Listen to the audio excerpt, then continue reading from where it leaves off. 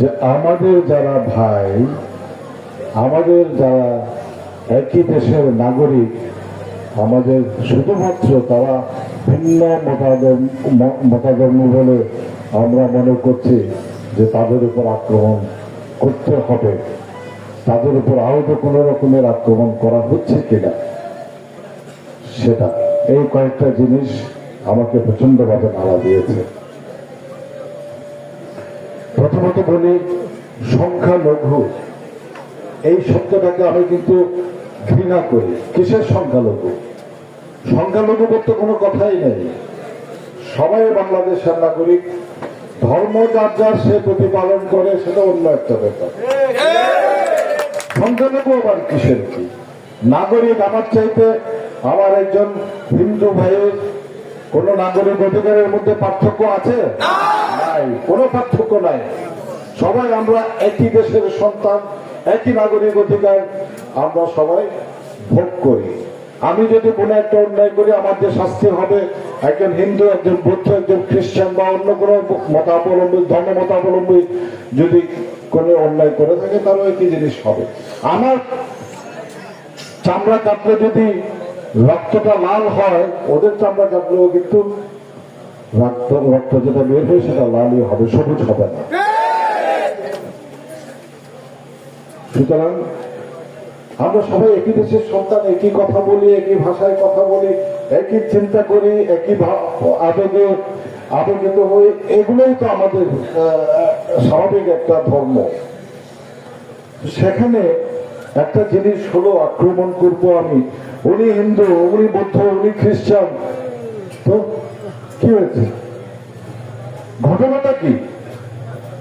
ভারতে তো বহু মুসলমান আছে, সংখ্যালঘু বললে তো ওরাও সংখ্যালঘু, কিন্তু সে ভারতীয় নাগরিক।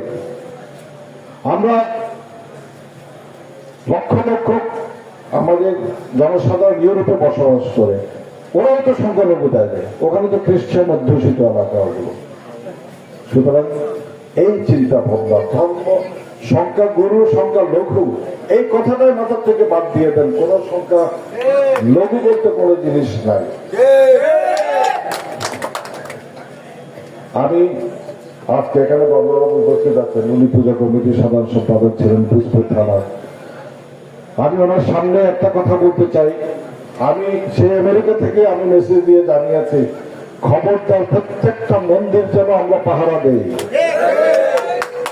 যদি একটা কোনো কিছু আচরণ লাগে, সেজন্য তার বিচার আমরা করবই। আমার মসজিদ যেরকম সুরক্ষিত আছে, মন্দিরও সেরকম সুরক্ষিত থাকবে, গির্জাও সেরকম সুরক্ষিত থাকবে। সুতরাং আমি আপনাদেরকে আবার স্মরণ করিয়ে দিতে চাই, ওরা যেন নিরাপত্তাহীনতায় না ভোগে। যদি কোনো ভিন্ন মতাবলম্বীর গায়ে যদি একটা আচরণ লাগে, আমি ধরে নেব সে আচরণটা আমার গায়ে লেগেছে, এবং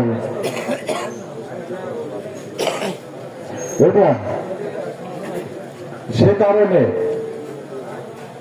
কোনোভাবেই আমি ওনাদেরকে অনুরোধ করব, ওনারা প্রাত্যহিক জীবন আগে যেভাবে এখানে চালাতেন, সবসময়ের জন্য যেভাবে উনি কাজকর্ম করতেন, একইভাবে এখনো যেন তার জীবনযাত্রা উনি নির্বাহ করেন, কোন রকমের ভয় ভীতি বেঁচে রেখে, এবং আমরা সবাই সহযোগিতা করব।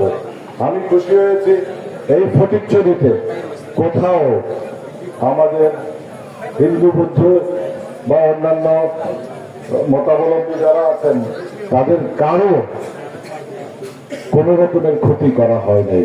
এটার জন্য ধন্যবাদ জানাই আমি আপনাদেরকে।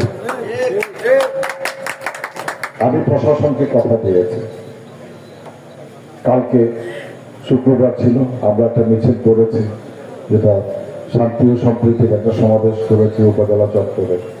সেখান থেকে আগে থেকে আমাকে বারবার অনুরোধ করছিলেন আমাদের উপজেলা নির্বাহী অফিসার, উনি উপস্থিত ছিলেন, ওনার যারা অন্যান্য অফিসাররা ছিল ওনারা উপস্থিত ছিল, উনি আমাদেরকে চা আপ্যায়ন করেছেন। আমি কথা দিয়েছি এবং আপনাদেরকে বলছি একইভাবে যে কোনোভাবেই প্রশাসনকে অসহযোগিতা করা যাবে না। প্রশাসনের